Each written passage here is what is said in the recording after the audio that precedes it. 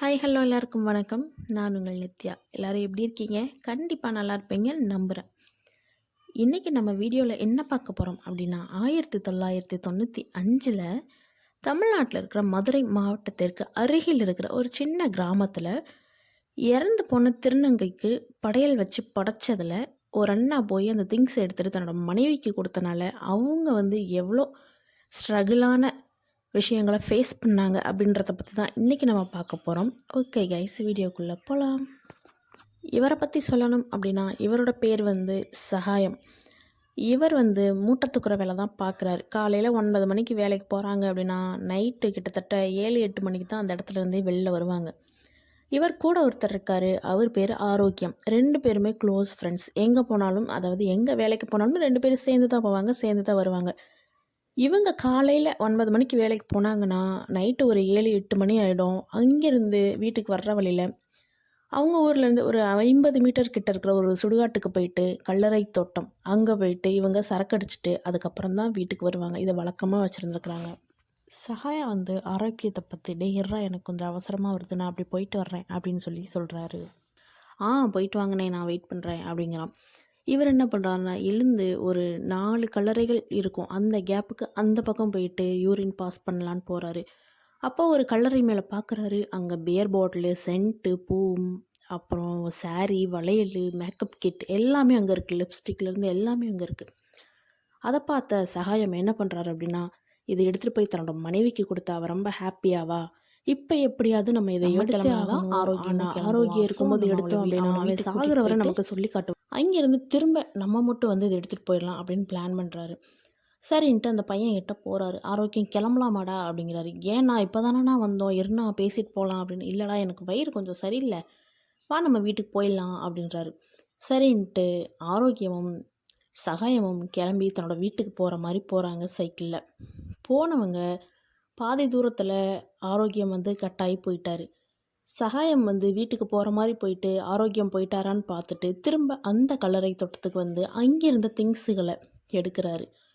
அங்கிருந்த சமாதி மேலே ஒரு பியர் இருந்திருக்கு, அதையும் எடுத்து குடிக்கிறாரு. குடிச்சிட்டு அந்த மேக்கப் கிட் எல்லாத்தையும் எடுத்துக்கிட்டு தன்னோட மனைவி கிட்ட போகிறாரு.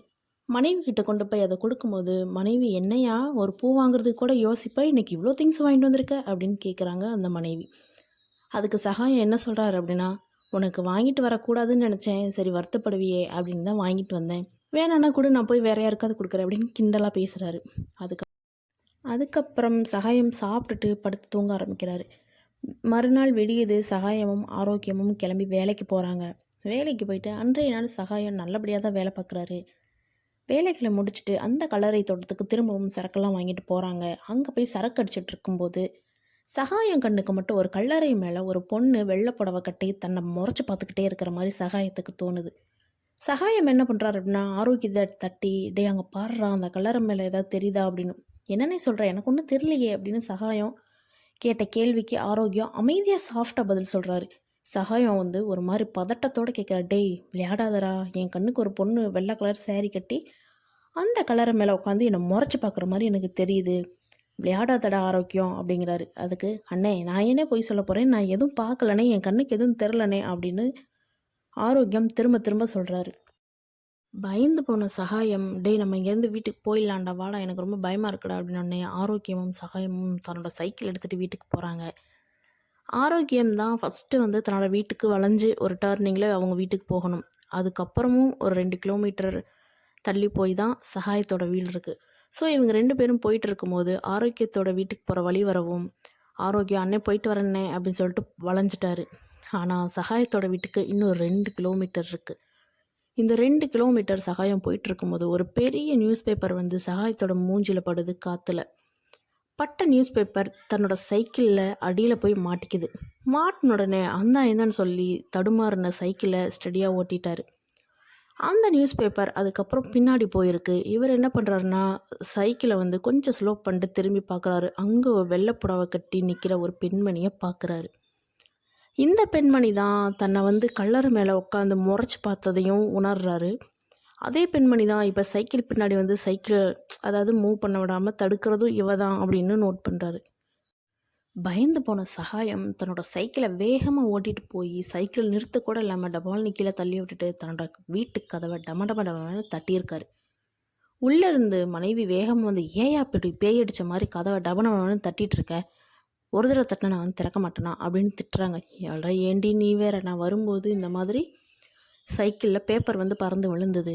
அந்த பேப்பர் வந்து கொஞ்ச நேரம் கழித்து பின்னாடி சைடு போயிடுச்சு. சரின்னு சைக்கிளை ஸ்லோ பண்ணி திரும்பி பார்க்குறேன். அங்கே வந்து ஒரு பெண்மணி நிற்கிறா வெள்ளை. எனக்கு அல்லு இல்லை. அதான் வேக வேகமாக சைக்கிளை ஓட்டிட்டு வீட்டுக்கு வந்து சேரணுண்டா எபான்னு சொல்லி வந்துட்டேன். எனக்கு இப்போ அதை நினச்சாலும் உடம்பே சிலுக்குது, பயமாக இருக்குது அப்படின்னு சகாயம் வந்து தன்னோட மனைவி கிட்ட சொல்கிறாரு. அப்போ நல்லா தான் சாப்பாடு போட்டுட்டு இருந்த தன்னோட மனைவி கொஞ்சம் நேரம் கழித்து ஒரு மாதிரி என்னடா அப்படின்னு ஒரு மாதிரி கோபமாக கேட்குறாங்க. என்ன இவ எப்பவும் நம்மளை டா போட மாட்டாளே, என்னையா போயா வாயா அப்படி தானே பேசுவா, என்ன டா போடுறானே, என்னடி அப்படிங்கிறாரு. என்ன டியா அப்படின்னு பலார்னு ஒரு அறையை கொடுக்குது. என்னடி அடிச்சிட்ட அப்படின்னு. அடிக்காமல் என்னோடய பொருளை யாரை கேட்டு நீ எடுத்துகிட்டு வந்த அப்படின்னு சொல்லி திருநங்கைகள் தன்னோட கையை தட்டி காசு வசூலிப்பாங்கள்ல, அந்த மாதிரி சகாயத்தோட மனைவி கையை தட்டிக்கிட்டே சொல்கிறாங்க, என்னோட திங்ஸை என்ன கேட்காம நீ எடுத்தது ரொம்ப தப்பு. மரியாதை என்னோட திங்ஸை போய் அங்கே வச்சிரு, வைக்கல அப்படின்னா உன்னை உண்டில்லன்னு பண்ணிடுவேன் அப்படின்னு சொல்லி தர தர தரன்னு சட்டையை பிடிச்சி இழுத்து கதவுக்கு வெளியில் விட்டு கதவை லாக் பண்ணிட்டாங்க. சகாயத்தோட மனைவி இப்போ வீட்டுக்குள்ளே இருக்காங்க. சகாயம் வீட்டுக்கு வெளியில் இருக்கார். பயந்து போன சகாயம் சைக்கிள் எடுத்துகிட்டு திரும்ப ஆரோக்கியத்தோட வீட்டுக்கு போகிறாரு. ஆரோக்கியத்தோட வீட்டுக்கு போயிட்டு ஓன்னு அழுகிறாரு சகாயம். என்னென்ன ஆச்சு, என்னென்ன இப்போ தானே வீட்டுக்கு போனேன், என்னென்னு ஆரோக்கியம் கேட்குறாரு. அதுக்கு சகாயம் என்ன சொல்கிறாரு அப்படின்னா, நான் உன்ட்ட ஒரு விஷயத்த மறைச்சிட்டேன்டா, என்னை மன்னிச்சிடு, சொன்னால் நீ தப்பாக நினைப்பேன்னு சொல்லி தான் நான் சொல்லலை. இந்த தப்பான புத்தி வந்ததுக்கு நான் இப்போ அனுபவிச்சுக்கிட்டு இருக்கேன் அப்படி அப்படின்னு பேசுகிறாரு. ஏனே மனசுடைஞ்சு பேசுகிறேன், என்னென்ன ஆச்சு சொல்லுனே அப்படின்னும் போது, இல்லை இந்த 2-3 நாளைக்கு முன்னாடி நம்ம 2 பேரும் சுடுகாட்டில் போய் சரக்கு அடிச்சப்ப நான் யூரின் பாஸ் பண்ணிட்டு வரேன்னு சொல்லி நடந்து கொஞ்சம் தள்ளி போனேன்ல, அப்போ ஒரு கல்லறை மேலே ஸ்வீட்டு, பியரு, லிப்ஸ்டிக்கு, மல்லிப்பூ, புடவை, மேக்கப் கிட் எல்லாமே இருந்துச்சு. அதை பார்த்தேன் நான். எப்படியாவது இதை எடுத்துகிட்டு போய் உங்கள் அண்ணிக்கு கொடுக்கணும்னு சொல்லி பிளான் போட்டு உன்னை வந்து வயிறு வலிக்குது வாடா வீட்டுக்கு போகலான்னு சொல்லி கூட்டிகிட்டு வந்துட்டேன். அதுக்கப்புறம் உன்னை வீட்டுக்கு அனுப்பி விட்டுட்டு திரும்ப நான் வந்து அதை எடுத்துகிட்டு போய் உங்கள் அண்ணிக்கிட்ட கொடுத்துட்டேன். கொடுத்து முதல் நாள் நல்லா தான் இருந்தா, 2வது வந்து எனக்கு தான் ஒரு மாதிரி சிம்டம்ஸ் காமிச்சிச்சு. நம்ம கூட கல்லறையில் பார்த்தோமே ஒரு பெண்மணியை, அந்த மாதிரி. ஆனால் இன்றைக்கி நைட்டு என்னோடய மனைவி என்னை அடிச்சிட்டா, தரன்னு சட்டை பிடிச்சி வெளியே இழுத்து போட்டா, திருநங்கைகள் கைத்தட்டி காசு கேட்பாங்கள்ல, அந்த மாதிரி என்னோடய மேக்கப்பை, அதாவது என்னோடய திங்ஸுகளை கொண்டு வந்து வைடா அப்படின்னு சொல்லி ஒரு மாதிரி அக்ரெசிவாக பேசுகிறா அப்படின்னு சொல்லி அழுகிறாரு. சகாயம் வந்து கொஞ்சம் பயந்தவர் தான். பட் ஆரோக்கியம் வந்து அப்படி கிடையாது. என்னண்ணா சொல்கிற வானா அப்படின்னு சொல்லிட்டு சைக்கிள் எடுத்துகிட்டு 2 பேருமே அங்கே இருக்க கல்லறை தோட்டத்துக்கு போகிறாங்க. அங்கே போயிட்டு ஆரோக்கியம் கேட்குறாரு, எந்த கல்லறையிலேருந்து நீங்கள் எடுத்தீங்க அப்படின்னு கேட்குறாரு. உடனே சகாயம் நடந்து போய் இந்த கல்லறை தான்டா அப்படிங்கிறாரு. உடனே ஆரோக்கியம் என்ன சொல்கிறாரு அப்படின்னா, அண்ணா இது ஒரு திருநங்கையோட கல்லறைண்ணா, அந்த பொண்ணு இறந்து 30 நாள் ஆயிடுச்சுண்ணா. இந்த பொண்ணு பேர் ரோசி. இந்த பொண்ணு வந்து கிட்டத்தட்ட ஒரு தஞ்சாவூர்லேருந்து இந்த ஊருக்கு வந்து 13 வருஷமாக இங்கே தான் இருக்குது. ஆனால் அவங்க அம்மா அப்பா வந்து இந்த பிள்ளையை அவாய்ட் பண்ணிட்டாங்க, அதாவது ஒதுக்கிட்டாங்க, திருநங்கையாக மாறிடுச்சுன்னு சொல்லி. ஸோ இங்கேருந்த ஒரு திருநங்கை மூலமாக இங்கேயே அந்த பொண்ணு ஸ்டே பண்ணி காசு வசூலிக்கிற பணத்தை வச்சு ஏழைகள் இருப்பாங்கள்ல, அதாவது குழந்தைங்கள படிக்க வைக்க முடியாமல் கஷ்டப்படுவாங்கள்ல, அவங்களுக்கு வந்து திங்ஸ் வாங்கி கொடுக்க, ஃபீஸ் கட்ட, பேகு, புக்கு, பேனா, பென்சில்னு எல்லா ஹெல்ப்பும் பண்ணோம். கொஞ்ச நாள் இங்கே இருக்கும். கொஞ்ச நாளுக்கு அப்புறம் சென்னை கிளம்பி போய் அங்கே அவங்களோட சமூகத்தில் இருக்கிற ஆளுங்களோட சேர்ந்து அங்கே இருக்கிற காசுகளை, அதாவது அங்கேயும் போய் வசூலிப்பாங்கள்ல, அந்த காசுகளை கொண்டு வந்து இங்கே வந்து ஹெல்ப் பண்ணுற மைண்ட் செட்டில் அந்த பிள்ளை அதிகமாக இருந்தது. மற்றபடி கலை நிகழ்ச்சிகளுக்கு போகும், முளைப்பாரி போடுவாங்கள்ல சாமிக்கு, அங்கே போய் பாட்டு பாடும். இந்த மாதிரி நிறைய நிகழ்ச்சிகளில் கலந்துக்கிறோம். பட் நல்ல பொண்ணு நான் அது அப்படின்னு சொல்லி ஆரோக்கியம் சொல்கிறாரு. இன்னொரு விஷயமும் ஆரோக்கியம் சொல்கிறாரு. இந்த 2-3 நாளைக்கு முன்னாடி தான்னா அந்த பொண்ணுக்கு 30 நாள் முடிஞ்சுது. ஸோ திருநங்கை சமூகத்தை, அதாவது திருநங்கை சமூகத்தை சேர்ந்தவங்க அவங்களுக்கு பிடிச்ச எல்லா திங்ஸுகளையும் வாங்கிட்டு வந்து இங்கே வச்சு சாமி கும்பிட்டுட்டு போனாங்க. அந்த திங்ஸை தான் நீங்கள் எடுத்துகிட்டு போய் அன்னிக்கிட்ட கொடுத்துருக்கீங்க. அதனால தான் நீங்கள் இவ்வளோ விஷயங்களை கஷ்டப்பட்டு ஃபேஸ் பண்ணுற மாதிரி வந்திருக்கு அப்படின்னு சொல்லி ஆரோக்கியம் சொல்கிறாரு. பயந்து போன சகாயம், இதுக்கு நான் என்னடா பண்ணுறது, என்னால் முடியலடா, எனக்கு பயமாக இருக்குடா அப்படின்னு அழுகிறாரு. அதனால் சகாயமும் ஆரோக்கியமும் ஒரு முடிவெடுக்கிறாங்க. நாளைக்கு வந்து ஞாயிற்றுக்கிழமை, நம்ம வந்து அண்ணியை சர்ச்சுக்கு கூப்பிட்டு போகலாம். அங்கே இருக்க ஒரு ஃபாதர் வந்து பேயெல்லாம் கண்ட்ரோல் பண்ணுவார். அங்கே கூட்டு போனால் சரியாயிரும் அப்படின்னு ஆரோக்கியம் சொல்கிறாரு. அதுக்கு சகாயமும் சரிடான்னு சொல்லிட்டு 2 பேருமே கிளம்பி சகாயம் வீட்டுக்கு போகிறாங்க. அங்கே போய் அன்றைய நாள் மட்டும் எப்படியாவது தன்னோட மனைவியை வந்து பாதுகாப்பாக பார்த்துக்கணும், அந்த ஆன்மானால அவளுக்கு எந்த பிரச்சனையும் வந்துடக்கூடாதுன்னு சகாயம் ரொம்ப கான்ஃபிடெண்ட்டாக இருக்காரு. ஒரு கட்டத்துக்கு மேலே மறுநாள் காலையில் விடியுது. அவங்க 2 பேருமே தன்னோட மனைவியை, அதாவது சகாயத்தோட மனைவியை சர்ச்சுக்கு கூட்டு போகிறாங்க. அங்கே இருக்க ஃபாதர் கிட்ட போன உடனே சகாயத்தோட மனைவி கை தட்டிக்கிட்டு பேச ஆரம்பிக்கிறாங்க. அதாவது நான் இறந்து 30வது நாளைக்கு என்னோட சமூகத்தை சேர்ந்த என்னோட நண்பர்கள் வந்து எனக்கு பல பொருட்களை வந்து படையல் வச்சாங்க. அந்த படையல்ல இருந்த எல்லா பொருட்களையும் இந்த பையன் வந்து எடுத்துட்டு அவன் பொண்டாட்டி கொடுத்துட்டான்.